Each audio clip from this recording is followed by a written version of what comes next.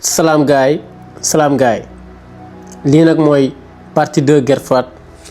maanaam la coexistence pacifique donc balaa ma leen koy expliquer nag il paraît que année 2025 bac bi une semaine moo ci des kon donc bientôt l'année tire à sa fin te séparation terminale nag bokk na séparation yu gën a metti ku weddi li may wax rek laajteel sa grand frère yoo xam ne am nañ boobu ba pare parce que séparation terminale am na ñoo xam ne sax 13 ans ngeen bokk classe mais boo leen jógee fii ju bëri si yéen day mel ni mosoo leen xamante sax dañuy nekk ay inconnus. Pourquoi? Parce que boo leen amee bac ñenn ñi dinañ sëy ñenn ñi dem Europe eggali seen jàng te boobaa dañuy am yeneen préoccupation ak yeneen activité ñenn ñi nag dinañ décourager trop si jàng bi université wala ñu defaat ko mais lu ci gën a metti sax mooy des fois da ngeen gis ñenn ñi sax ndeysaan dañuy décédé kon donc séparation terminale bokk na lu gën a metti mais l'essentiel daal boo leen amee bac xam leen ne da ngeen sacrifié wu 13 ans d'études choisir leen bu baax formation yu ngeen di def s'il le faut ngeen dem université privée publique wala université privée yoo xam ne reconnaître nañ ko parce que boo jàngee 13 ans pour que lu nga jàng dina la mën a apporter xaalis après. léegi voilà nag gars yi tey dama leen expliquer la coexistence pacifique partie 2 ñu dem coexistence pacifique soo leen xoolee am nañ la coexistence mooy non après ñu am fii pacifique léegi nag la coexistence ban verbe lañ ci mën a génnee kon donc su leen ko waxee la coexistence mën nañ fa génne verbe coexister synonyme verbe coexister mooy cohabiter si olof su ma ko waxee mooy dëkkandoo kon donc li mooy partie 2 de la guerre froide. léegi xool leen fii am ngeen lu ñuy wax pacifique donc pacifique fii nii n'est-ce pas su ma leen waxee ngeen génnee fi benn noonu la ngeen di wax pacifique c'est la paix kon donc fii am nañ paix léegi fii ñu am cohabiter kon donc si olof mooy dëkkandoo si jàmm mooy coexistence pacifique. léegi nag kon donc la mooy coexistence pacifique kon donc par sa définition da ngeen wax coexistence pacifique également c'est une période d'accalmie ou bien baisse des tensions entre 1953 ba 1962 maanaam coexistence pacifique benn période la si guerre froide maanaam deuxième partie bi boo xam ne dafay marqué par baisse des tensions moo andi définition bi coexistence dëkkandoo si jàmm. ñu ñoo war a dëkkandoo si jàmm maanaam ñaari bloc URSS ak bloc États-Unis maanaam bloc de l'Est ak bloc de l'Ouest kon donc loolu mooy définition coexistence pacifique également c'est la période de 1953 et 1962 marquée par la baisse des tensions entre les deux grandes puissances. mais gars yi waxoon naa leen benn affaire en histoire il y a jamais effet sans cause maanaam histoire lépp lu ñëw rek am na lu ko indi léegi loolu nag la ñuy wax maanaam les causes de la coexistence pacifique moo tax ñu leen di poser question de savoir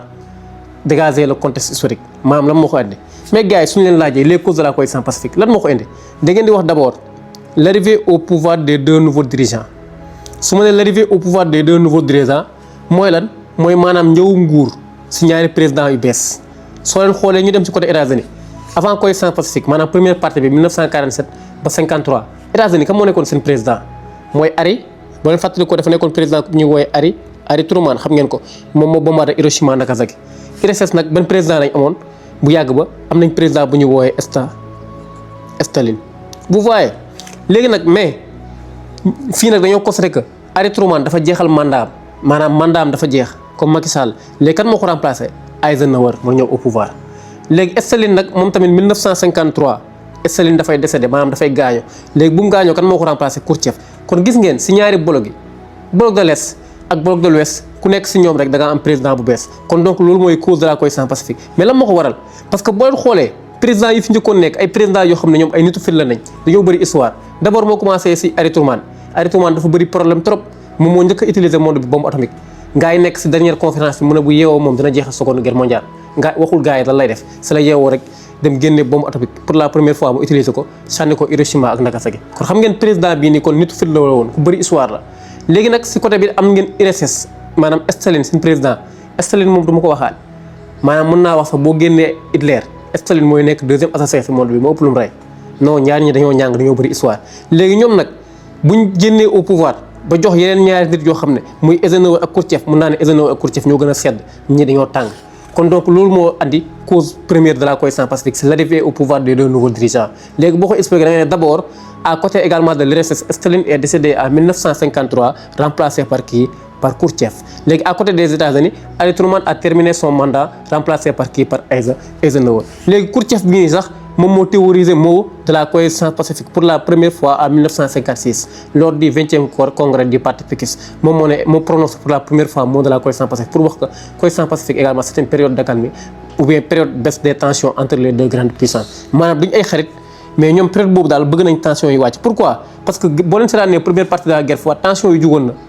jàngaloon naa leen guerre de Corée expliqué naa leen également première crise de Berlin. Léegi foofu monde bi gars yi dañoo gis ne également que xam nga dañoo gis ne carrément que foofu noonu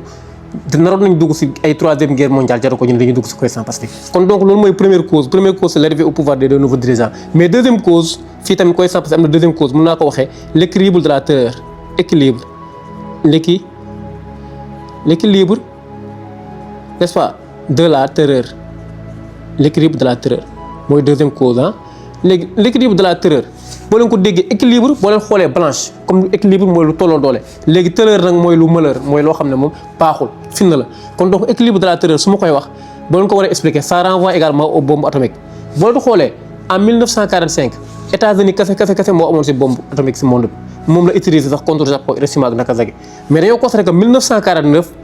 URSS encore moom day am lu ñuy wax bombe atomique. Kon donc États-Unis ak URSS tolloo doon doole moom la ñuy wax équilibre mooy tolloo balance n'est-ce pas mooy tolloo équilibre terreur mooy malheur kon tolloo nañ doole. Pourquoi? Parce que chacun d'entre eux possède ce qu'on appelle la bombe atomique. En 1945 c'est seulement les États-Unis qui détenaient ce qu'on appelle la bombe atomique mais en 1949 l'URSS à son tour détient la bombe atomique. Kon donc fii mën naa utiliser sama phrase bu ma utiliser léegi toute tentative de guerre serait synonyme d'une destruction massive. Lan mooy toute tentative de guerre serait synonyme d'une destruction massive? Parce que bu États-Unis jéemee utiliser bombe atomique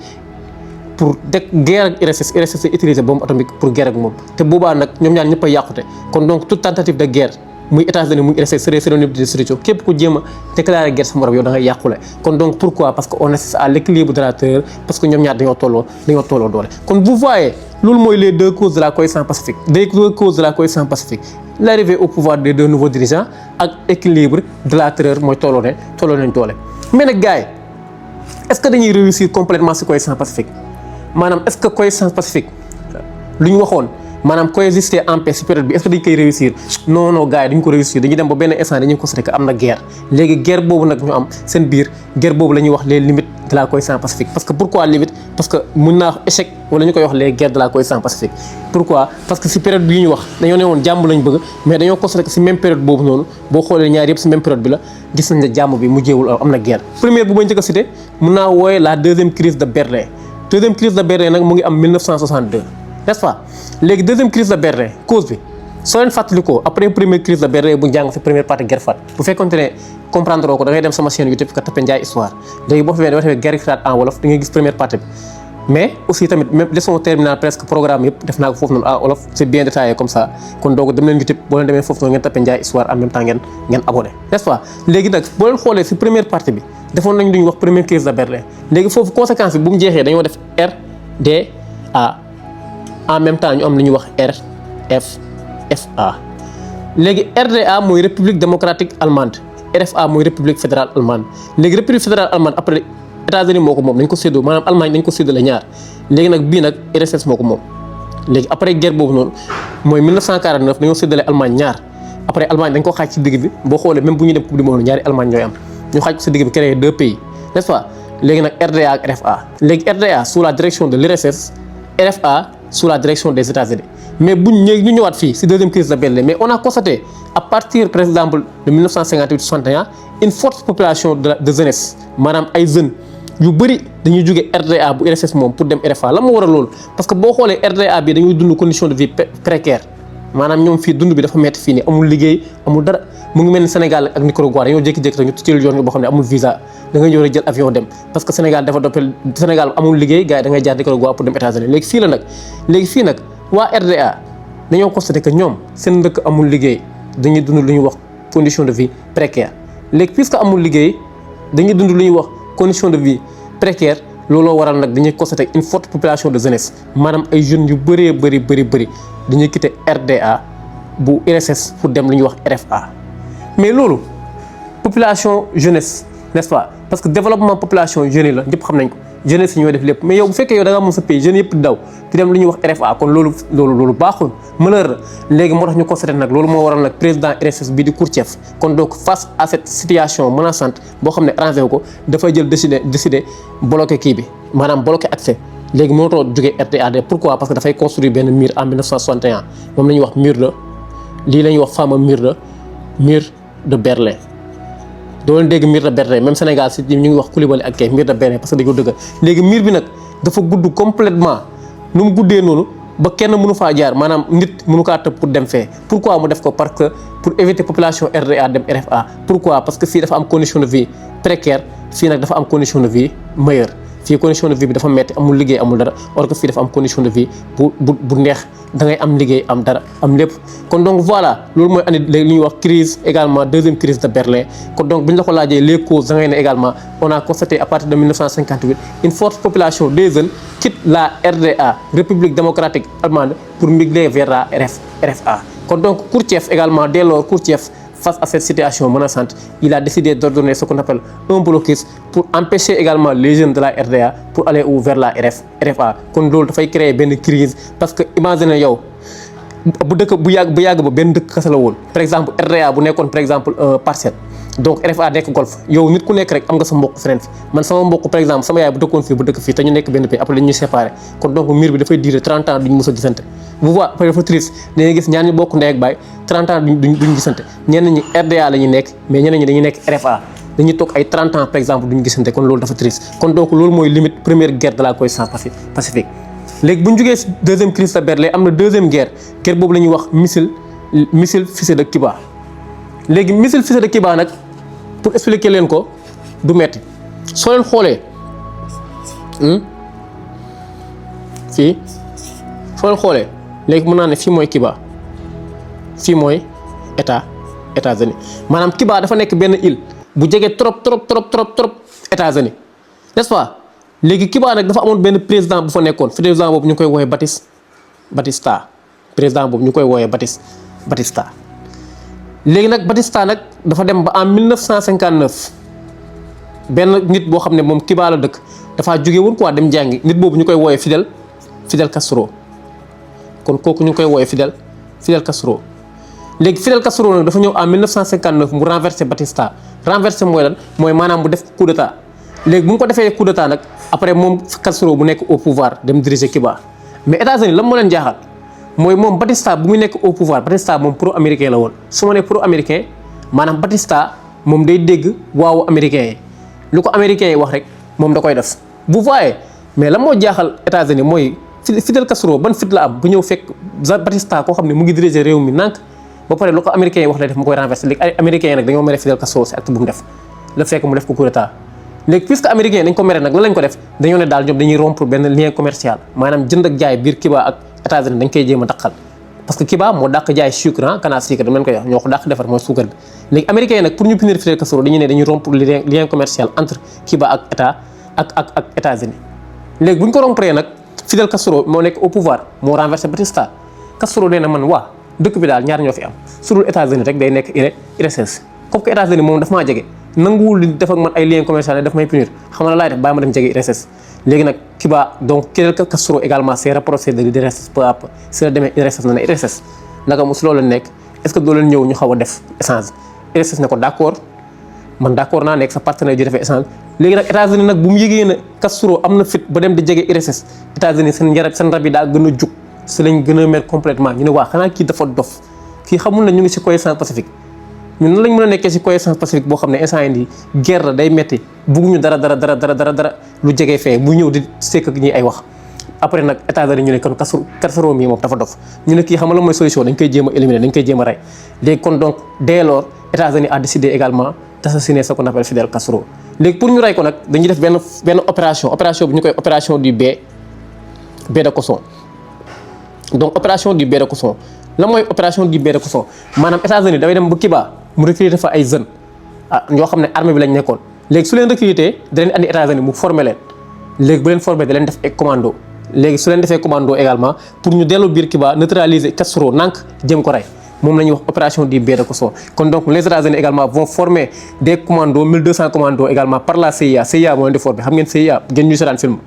moo comme équivalent ak kii la rek FBI CIA. kon donc États-Unis également va recruter des commandos formés par la CIA moom la ñuy wax opération du baie de Kosso. pourquoi le but que mooy dañuy dellu Cuba nank jéem a neutraliser Fidel Castro rey leen mais heureusement nag Fidel Castro bii ngeen di gis nag moom borom bopp la moom soldat bu tàng la. kon donc Fidel Castro mën naa wax moo leen ëpp bopp vous voyez puisque nag Fidel Castro moo leen ëpp bopp nag dafa mujjee neutraliser commando yu États-Unis formé yëpp kenn mënu ko ci rey vous voyez. léegi nag après moom Castro nag si la jógee moom tamit gën a mere États-Unis ne États-Unis nag ëppal nañ de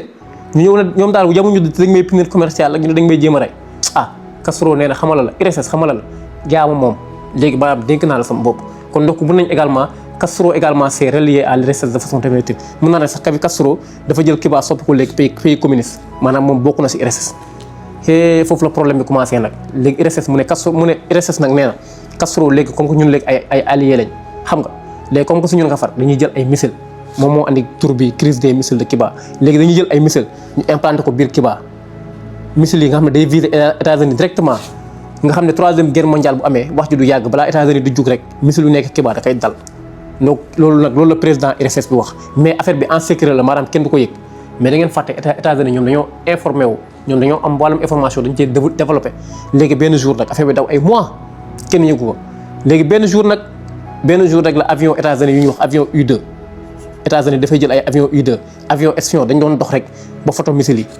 buñ photo missile yi rek ñu dem yóbbu ko seen dëkk wan ko président léegi président bu fa nekkoon nag moom la ñuy wax président John Fitzgerald Kennedy waa école Kennedy xam ngeen ko kooku la ñuy wax président di John Fitzgerald Kennedy moo nekkoon président également des États-Unis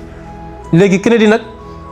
bu mu découvrir les missiles yi biir Cuba si la toogee si journal télévisé maanaam télé yi ñoo ko tiim mu wax mooy nee na je demande pas ñaanuma je supplie pas saraxuuma mais j'exige damay exiger par la force ngeen retirer seen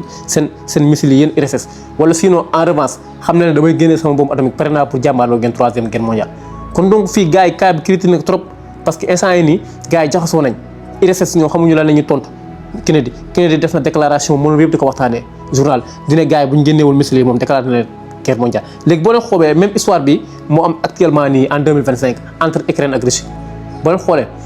Ukraine moom IRSS la bokkoon léegi dafa jékki-jékki ne dafa bëgg a génn IRSS dem bokk si États-Unis léegi nag IRSS da ko bàyyi même chose moo am fii nii nag léegi président bi nag bu mu defee loolu moom John Kennedy léegi IRSS lan lay tontu IRSS dañuy xaar léegi finalement nag IRSS dañoo waxtaan seen biir Khrouchtchev ak dirigeants yi ñu ne dañuy d'accord dañuy retirer seen missile parce que instant yoonoon bëgguñu jàmm lañ bëgg parce que IRSS moom nit ku sedd la